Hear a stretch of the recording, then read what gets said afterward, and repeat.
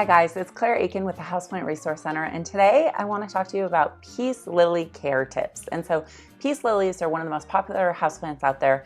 They are so beautiful. They're one of my favorite plants for novices to really improve your confidence and your kind of develop your green thumb. And so I highly, highly recommend them as a first plant or one of the first plants in your collection. They also make wonderful gifts. You'll frequently see them at grocery stores for really low prices, so you can give them as a gift to a friend or a family member. They are great for beginners, like I said. One of the reasons is that they give you a lot of clues about whether or not they're doing well. And so they're pretty tough to kill. They'll hang around for a long, long time, and they're not susceptible to some of the things that other houseplants are susceptible to. They are pretty good with low humidity. They're really good with low light, and they're even good if you leave them in a very cold conditions. They will still survive. They won't thrive, but they'll survive.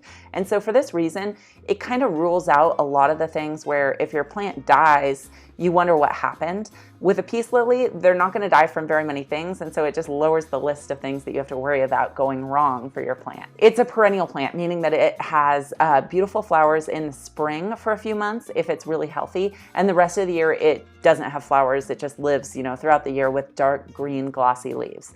The cool thing about this is that it looks great all the time, and if you're lucky enough to have a healthy plant that produces flowers, they're absolutely so unique, so beautiful, so stunning, and you can be really proud that your plant is in a place of good enough health that it's producing flowers for you. So they're native to the rainforests of South America, which is pretty common for houseplants.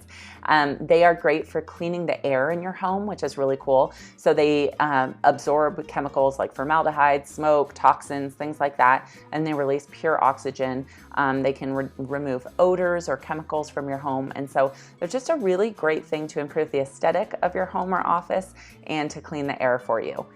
They can be a little bit toxic to pets, so you do want to make sure that your cat or your dog doesn't actually consume your peace lily. They also come in a giant form, and so one time I went to visit this cabin that was up in the mountains of California, and there was only one plant there. Is completely in the dark, completely in the cold, almost no humidity, and it was doing pretty well. And it was a giant peace lily. And so that's a great option if you're looking for something a little bit unique that's very hardy. And so let's talk about the soil requirements. So a good indoor houseplant, well-draining soil is important for your peace lily. They don't need as dry of a soil as something like a fiddly fig, just kind of right in the middle. The ideal pH is about a 6, so you don't want to go under maybe 5.8. You don't want to go over about 6.5, so just kind of a neutral soil. They're not super fussy about the soil mix.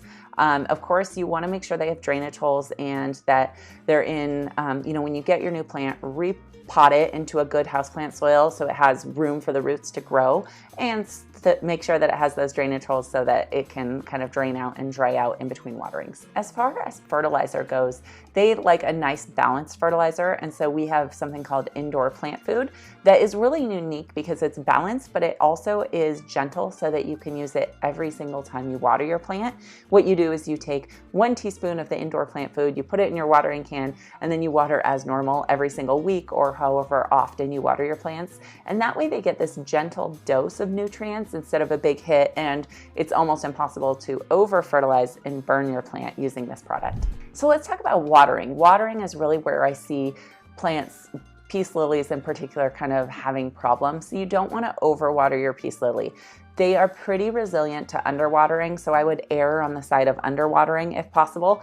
And if you're a novice or if you have questions about what that means, use a soil meter. These are really cool. You stick them into the soil and you can tell how wet it is. If you use your soil meter, you can tell basically whether or not it's time to water your peace lily. And also your peace lily leaves will start to droop if they get very, very dehydrated. You'll see the soil get hard and dry and your leaves will start to droop. And that's the key that your plant really needs some more water. If they get brown spots or black spots, or it starts to look really bad, mushy roots or a bad smell, that means that you're overwatering, and you really want to make sure you have drainage, make sure you're in a well-draining soil, and take care of any root rot issues. If you have black or brown spots on a current peace lily plant, we have a root supplement product that will stop root rot within 24 hours. So check that out at the links below if you have a plant that's not doing well that you want to save. Let's talk about sunlight for your peace lily. So they don't need direct sunlight, and you don't want to put them in direct sunlight, especially in the afternoon where the sun is hotter and brighter. It could burn your plant. They are susceptible to sunburns, and so you want to make sure to keep them in the brightest indirect light that you can, and they're okay in a little bit less light. So it's not like a fiddly fig where they need the brightest light you could possibly give them. You can put these in some of the interior areas of your house that aren't getting as much sunlight, and they will do fine. I will mention that it's harder for them to flower without good sunlight, and so if your plant is healthy but it's not putting out flowers, try to give it a little bit more fertilizer and a little bit more light. A sign of a peace lily that is not getting enough light is yellowing leaves and lack of growth. And so if you've ruled out everything else and your drainage looks like it's in good condition, and you know that you don't have root rot, and you're giving your plant fertilizer but it's still not growing, it could just be that it doesn't have enough sunlight. You could use a grow light if you don't have enough sunlight in your home, but generally these don't need grow lights because they aren't super hungry for sun like some other plants. Temperatures for peace lilies, it's pretty easy. They just like moderate temperatures. For all houseplants, generally warmer and more humid is better to an extent, but they really like between 65 and 85 degrees Fahrenheit, which is basically what a normal home is. They don't like drafts or being near heater vents. So the warmer house, conditions that you could put them in, the more humid conditions, the better for this plant. And then one of the things that happens with these plants is they do tend to get a little bit dusty and a little bit dirty. And so you do want to clean the leaves. So wiping the leaves just with a damp cloth, or you could shower them off in the shower with lukewarm water. That's my favorite way to do it, is just put your plant in the shower it off, make sure it gets all clean. And then you could spray something on your plant to actually help protect and shine the leaves. So we have a product called Leaf Armor, and what it does is it helps to keep the dust from accumulating on your leaf, and it helps to keep it really gorgeous and green and shiny, but it helps your plant retain more of its own moisture without clogging the pores. So definitely don't put anything on your plant like soap or like coconut oil, anything that can harm your leaves or clog the stomata or the pores of the plant. Use a product that's built for houseplants, that was designed for houseplants.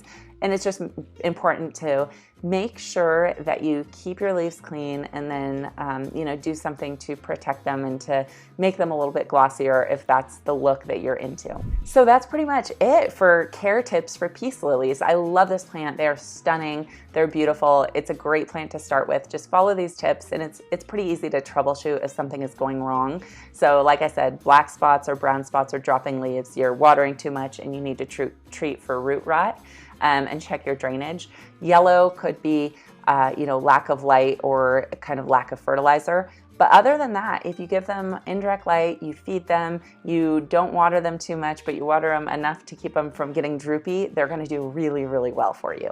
Thanks for watching. Please give this video a thumbs up, ask your question in the comments, and subscribe to our channel if you like this video. I'll talk to you soon. Bye.